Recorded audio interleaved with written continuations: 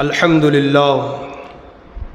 لله وكفى وسلام على عباده الذين اصطفى أما بعد فأعوذ بالله من الشيطان الرجيم بسم الله الرحمن الرحيم قال الله تبارك وتعالى في القرآن المجيد والفرقان الحميد الذين ينفقون في السراء والضراء والكاظمين الغيظ والعافين عن الناس والله يحب المحسنين صدق الله العظيم ان اللہ وملائکتہ یصلون علی النبی یا ایہا الذین آمنوا صلوا علیہ وسلموا تسلیما اللہم صل علی سیدنا وعلی آل سیدنا ونبینا مولانا محمد معدن الجود والکرم وآلہ الکرام ابنہ الکریم وبارک وسلم۔ حضرات گرامی، اللہ تبارک و تعالیٰ کا بے پناہ شکر اور احسان ہے کہ اللہ پاک نے ہمیں اور آپ کو مغرب کی نماز باجماعت ادا کر کے آج کی اس بابرکت محفل میں بیٹھنے کی توفیق عطا فرمائی۔ اللہ پاک اپنے پیارے حبیب کے نالن پاک کے صدقے ہم سب کی اس حاضری کو اپنی بارگاہ میں قبول و مقبول فرمائے۔ اللہ تبارک و تعالیٰ سورہ آل عمران پارہ نمبر 4 آیت نمبر 134 میں ارشاد فرماتا ہے الذین ينفقون فی السراء والضراء والکاظمین الغیظ والعافین عن الناس واللہ یحب المحسنین۔ اس کا ترجمہ یہ ہے وہ جو خوشحالی اور تنگ دستی میں اللہ کی راہ میں خرچ کرتے ہیں اور غصہ پینے والے اور لوگوں سے درگزر کرنے والے یعنی معاف کرنے والے، اور اللہ نیک لوگوں سے محبت فرماتا ہے۔ اس آیے کریمہ میں اگر آپ غور کریں گے تو ایمان والوں کی اور اللہ سے ڈرنے والوں کی اللہ تبارک و تعالیٰ نے چند صفتوں کو بیان فرمایا ہے۔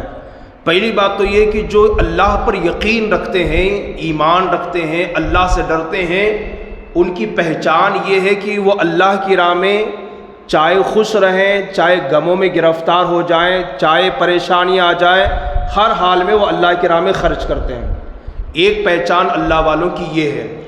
دوسری پہچان یہ ہے وہ غصے کو پینے والے ہوتے ہیں، یعنی اگر وہ غصے میں آ جائیں تو اپنے غصے کا اظہار کسی اور پر ظاہر نہیں کرتے بلکہ غصے کو پی جاتے ہیں۔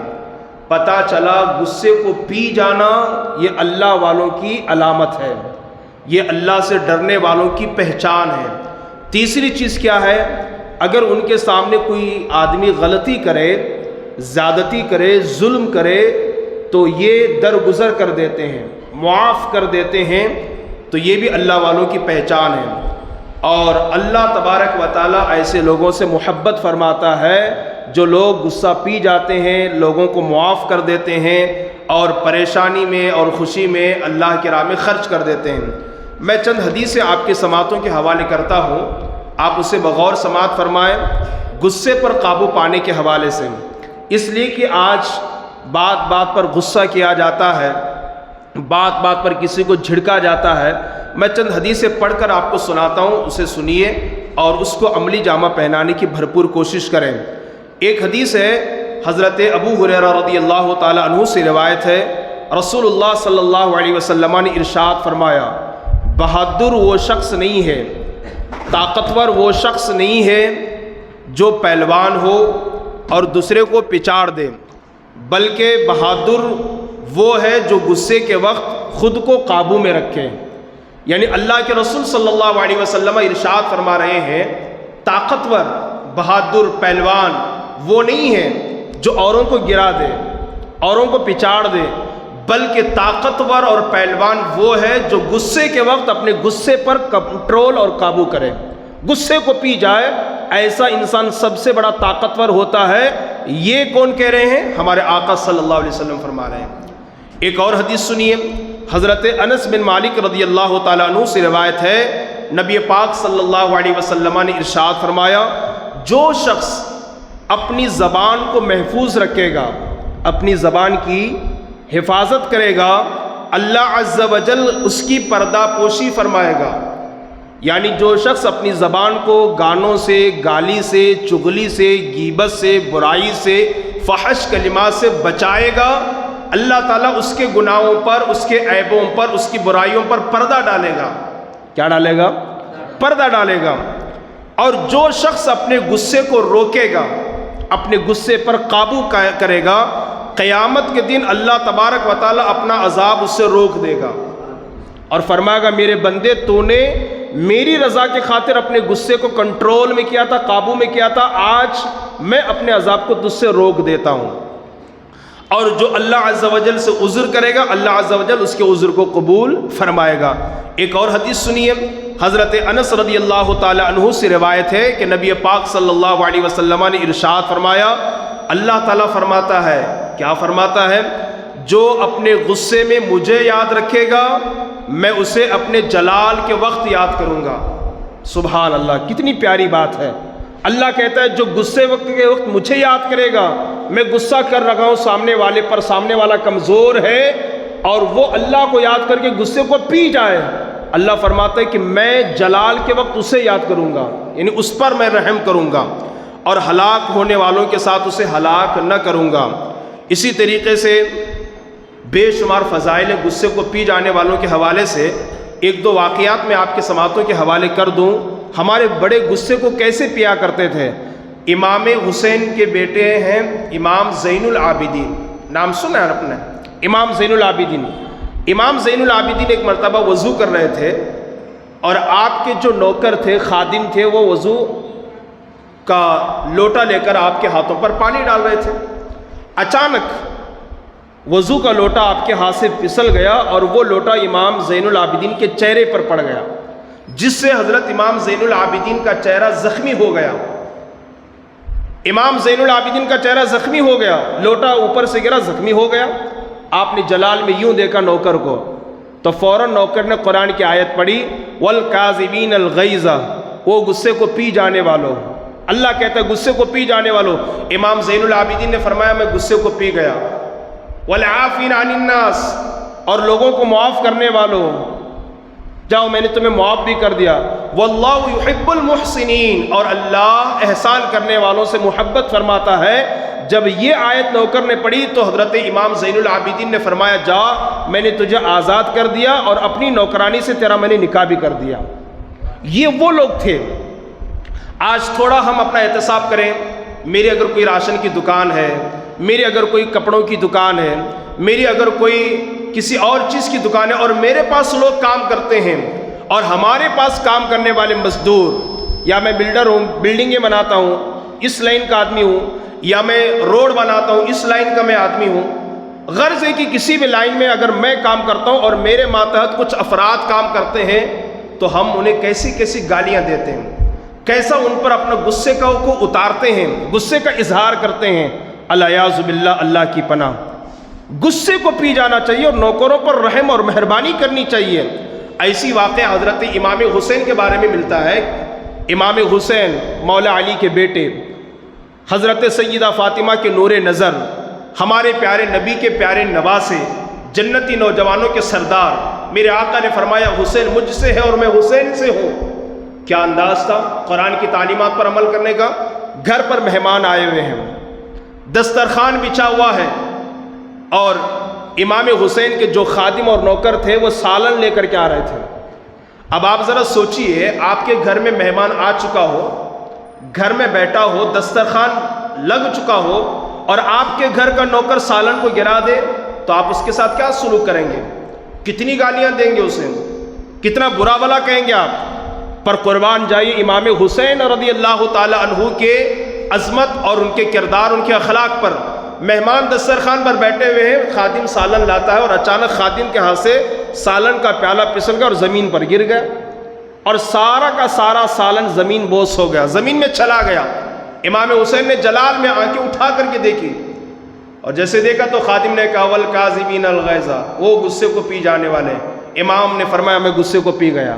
وَالْعَافِينَ عَنِ النَّاسِ، پھر خادم نے کہا اور لوگوں کو معاف کرنے والے اللہ کو بڑے محبوب اور پسند ہوتے ہیں۔ میرے امام نے فرمایا جا میں نے تجھے معاف بھی کر دیا، تجھے آزاد بھی کر دیا اور اپنی نوکرانی کے ساتھ تیرا نکاح بھی کر دیا، اور جب تک تو زندہ رہے گا تیرا سارا خرچ میرے ذمہ رہے گا۔ یہ امام حسین رضی اللہ تعالی عنہ۔ یہی تو ایمان والوں کی پہچان یہ ہے، وہ لوگوں کو معاف کرتے ہیں۔ اور یہاں ہمارا معاملہ یہ ہے کہ شوہر بیوی کو معاف کرنے کے لیے تیار نہیں، ماں باپ اولاد کو معاف کرنے کے لیے تیار نہیں، استاد شاگرد کو معاف کرنے کے لیے تیار نہیں، بلکہ ہم نے دیکھا ہے ایسے بھی مردوں کو، ایسے بھی نوجوانوں کو جو بیوی کو دھمکی دیتے ہوئے کہتے ہیں ایک بار چھوڑ رہا ہوں، 2 بار میں نے معاف کر دیا، اب تیسری مرتبہ تم نے کوئی غلطی کر دی نا تو صرف 2 جملے بولوں گا اور تمہاری دنیا اور تمہاری زندگی کو نرخ بنا کر کے رکھ دوں گا، تباہ کر دوں گا، برباد کر دوں گا، تمہیں اپنے میکے بھیج دوں گا۔ نہ معلوم کیا کیا جملے کسے جاتے ہیں اور کہے جاتے ہیں، الیاذ باللہ۔ نہ بیوی معافی مانگنے کو تیار ہے، نہ شوہر معاف کرنے کو تیار ہے، نہ بیٹا معافی مانگنے کو تیار ہے، نہ ماں باپ معاف کرنے کو تیار ہے۔ ہر ایک کی گردن اکڑی ہوئی ہے، ہر ایک تکبر، غرور اور کبر کے اندر ڈوبا ہوا نظر آتا ہے۔ حالانکہ معاف کرنا بہت بڑی نیکی ہے، بہت بڑی نیکی ہے۔ میرے اور آپ کے نبی نے فرمایا لوگوں معاف کرو، اس لیے کہ معاف کرنے سے عزت کم نہیں ہوتی ہے۔ اور میرے نبی نے فرمایا اگر جھک جانے سے، عاجزی اختیار کرنے سے، تواضع اختیار کرنے سے، انکساری اختیار کرنے سے، معافی مانگنے سے تمہاری عزت کم ہو جائے، اگر ہو جائے تو میرے آقا فرماتے ہیں قیامت کے دن مجھ محمد سے اس کا بدلہ لینا۔ پتہ کیا چلا؟ جھکنے سے، اگر بیوی شوہر کے سامنے جھک جائے میرے سرتاج مجھے معاف کر دیں، بچے اولاد ماں باپ کے سامنے جھک جائیں اور کہا ابا مجھے معاف کر دیں، امی مجھے معاف کر دیں، چھوٹے کے سامنے جھک جائے میرے بھائی مجھے معاف کر دے، میں اللہ کی کتاب پر ہاتھ رکھ کر کہتا ہوں عزت کم نہیں ہوگی، بلکہ اللہ کی عزت و جلال کی قسم ادھر آپ جھکیں گے ادھر مولا درجوں آپ کو بلندی عطا فرمائے گا، بہت بلندی عطا فرمائے گا۔ کیوں؟ اس لیے کہ میرے نبی نے فرمایا معافی مانگنے سے عزت کم نہیں ہوتی بلکہ اللہ عزت کو دوبالا کر دیتا ہے۔ معافی مانگے، لیکن کوئی معافی مانگنے کو تیار نہیں ہے، کوئی معاف کرنے کو بھی تیار نہیں ہے۔ اور آپ سے بھی میں عرض کروں اگر کوئی شخص آپ سے معافی مانگے، آپ کا بیٹا، آپ کی بیوی، آپ کی بہن، آپ کا بھائی، آپ کا رشتہ دار، آپ کا دوست، آپ کا نوکر آپ سے معافی مانگے، آپ دل بڑا کر کے معاف کر دیں، دل بڑا کر کے معاف کر دیں۔ اور اگر آپ معاف نہیں کرتے تو میرے آقا صلی اللہ علیہ وسلم نے فرمایا اس سے کہہ دو جو معاف نہیں کرتا۔ کس سے؟ جو معاف نہیں کرتا اس سے کہہ دو قیامت کے دن مجھ محمد سے وہ ملاقات نہ کرے۔ اب ذرا سوچئے قیامت کے دن نفسی نفسی کا عالم ہوگا، ہر کوئی پریشان ہوگا، ہماری نمازیں ہمیں بچا نہ سکے گی، ہمارے روزے ہمیں بچا نہ سکیں گے، ہمارے سجدے، ہماری عبادتیں ہمیں بچا نہ سکے گی، نہ معلوم ہماری عبادتوں میں کتنی ریاکاری، مکاری، دکھاوا ہوتا ہے، ہماری عبادتیں تو ہمیں بچا نہ سکے گی۔ اگر ہمیں بھروسہ ہے تو صرف اللہ کی رحمت پر ہے اور مصطفیٰ جان رحمت صلی اللہ علیہ وسلم کی شفاعت کبریٰ پر ہمیں بھروسہ ہے۔ ہمیں یقین ہے ہم گنہگار ضرور ہیں مگر مصطفیٰ کی شفاعت ہمیں ضرور جنت میں داخل کرے گی۔ ہمیں یقین ہے کہ ہم گنہگار ضرور ہیں، بدکار ضرور ہیں، سیاہکار، مجرم، پاپی، گنہگار صحیح ہیں، لیکن ہمارے آقا ہمیں ضرور بخشوا کر اللہ سے کہہ کر جنت میں داخل کریں گے اگر ہمارا ایمان ہے۔ لیکن پیارے مصطفیٰ نے فرمایا اگر معاف کوئی نہیں کرتا ہے تو اس سے کہہ دو وہ قیامت کے دن مجھ سے ملاقات نہ کرے، مجھ سے نہ ملے۔ وہ تو کون آدمی جو نبی سے نہیں ملنا چاہتا ہے؟ اس لیے اگر آپ سے کوئی معافی مانگے تو فوراً معاف کر دیں۔ اور سنیے معاف کرنے والا بہت بڑا ہوتا ہے اور جس کا دل چھوٹا ہوتا ہے نا، جو تنگ نظر ہوتا ہے، بہت کم سوچتا ہے، چھوٹا چھوٹا سوچتا ہے، ایسا آدمی کبھی معاف نہیں کرتا، بڑا آدمی معاف کرتا ہے۔ ہم کتنے گنہگار ہیں، جب ہم توبہ کرتے ہیں تو کیا اللہ ہمیں معاف نہیں کرتا ہے؟ بولیے کرتا ہے کہ نہیں کرتا ہے؟ ہمارے پیارے نبی نے کتنے بڑے بڑے مجرموں اور گنہگاروں کو، پتھر پھینکنے والوں کو نبی نے معاف کیا۔ مکہ کے سرزمین پر مکہ کے ظالموں نے میرے نبی پر پتھر پھینکے، راہوں میں کانٹے بچھائے، کاہن کہا کسی نے، جادوگر کہا کسی نے، دیوانہ کہا کسی نے، پاگل کہا معاذ اللہ کسی نے، شاعر کہا کسی نے، کاہن کہا کسی نے، کیا کیا جملے کہے گے حضور کو، اور اتنا ستایا اتنا ستایا اتنا ستایا کہ مصطفیٰ جان رحمت کو مکہ چھوڑنے پر مجبور کیا۔ حضور مکہ چھوڑ گئے اور جاتے جاتے بار بار مکہ کو اور خانہ کعبہ کو دیکھتے میرے آقا اور کہتے اے خانہ کعبہ اور اے مکہ المکرمہ، تم سے مجھے اتنی محبت ہے، اتنا پیار ہے، واللہ اگر مجھے مکہ والے نہ ستائے ہوتے تو میں کبھی مکہ نہیں چھوڑتا، خانہ کعبہ تجھ سے دور نہیں جاتا۔ اتنا پیار تھا حضور کو مکہ سے، آبائی وطن ہے نا، پیدائشی وطن ہے، آپ بھی کشمیر چلی جائیے، لندن چلے جائیے، امریکہ چلے جائیے، لیکن مستان صوفی کی یاد آپ کو آئے گی، چونکہ پیدا یہاں ہوئے آپ، یہ آپ کا وطن اصلی ہے۔ آپ بمبئی چلی جائیے، گوا چلے جائیے، لیکن مستان صوفی کی یاد آئے گی، کیوں؟ آپ کا وطن اصلی ہے، پیدائش یہاں ہے، آپ کی یاد آئے گی آپ کو مستان صوفی کی۔ تو مکہ میرے نبی کی پیدائش کی جگہ ہے، بہت محبت فرماتے ہیں۔ لیکن جب حضور مکہ مدینہ سے فاتح کی حیثیت سے لوٹ کر کے آئے، سارے مکہ کے ظالم کفار مشرکین سامنے کھڑے ہیں، میرے نبی نے فرمایا بتاؤ مکہ والے، آج حکومت ہماری ہے، اقتدار ہمارا ہے، کرسی ہماری ہے، طاقت ہماری ہے، پاور ہمارا ہے، تمہارے ساتھ کیا کیا جائے؟ سارے مکہ والوں نے ایک جملہ کہا تھا، اے محمد بن عبداللہ، آپ کریم ابن کریم ہیں، آپ سے ہمیں خیر کی امید ہے۔ میرے آقا چاہتے تو ایک ایک کو چن چن کر کے مار سکتے تھے، لیکن نبی کا کردار دیکھیں، میرے نبی نے فرمایا جاؤ مکہ والو، آج میں تم سب کے حق میں وہی فیصلہ سناؤں گا جو میرے بھائی یوسف نے اپنے بھائیوں کے حق میں سنایا تھا۔ آج تم سب کے سب آزاد ہو، تم سب کو میں نے معاف کر دیا۔ معاف کرنا نبی کی سنت ہے، معاف کرنا اللہ کی سنت ہے۔ جو چھوٹا آدمی ہوگا نا، جس کا دل چھوٹا ہوگا نا، وہ کبھی معاف نہیں کرے گا، وہ لے کے بیٹھے گا نہیں تم ایسا بولے نا، تم مجھے چائے نہیں پوچھے نا، تم مجھے اندر بٹھا کو کھانا نہیں کھلائے نا، وہ چھوٹی چھوٹی باتوں پہ ناراض ہو جائے گا۔ تم مجھے دعوت فون پہ بولے نا، گھر نہیں آئے نا، یہ چھوٹی چھوٹی باتوں کو لے کر کے ناراض ہوگا۔ بڑا آدمی جو ہوگا وہ معاف کرے گا۔ تو معاف کرنا سیکھیے، کیا کرنا؟ معاف کرنا سیکھیں۔ اور اسی طریقے سے عفو و درگزر کے حوالے سے ایک دو تین حدیث سن لیجئے۔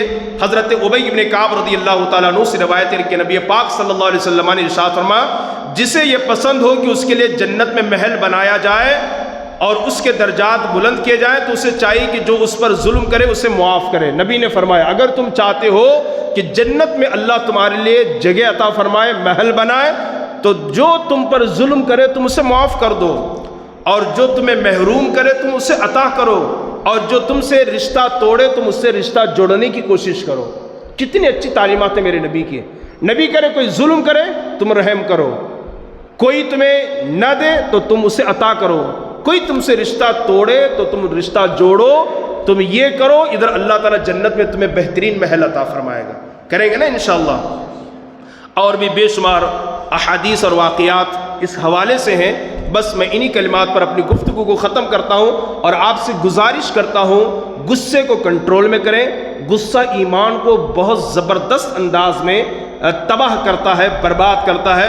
طلاق جو ہوتی ہے غصے کی حالت میں، توڑ پھوڑ جو ہوتی ہے غصے کی حالت میں، جھگڑا جو ہوتا ہے غصے کی حالت میں، ایک دوسرے کا جو خون بہتا ہے اور آدمی ایک دوسرے کا جو قاتل بنتا ہے غصے کی وجہ سے، اور اللہ کو جو گالیاں انسان دیتا ہے، برا بلا کہتا ہے، وہ غصے کی وجہ سے۔ اس لیے غصہ کو کنٹرول کرنے کی کوشش کریں۔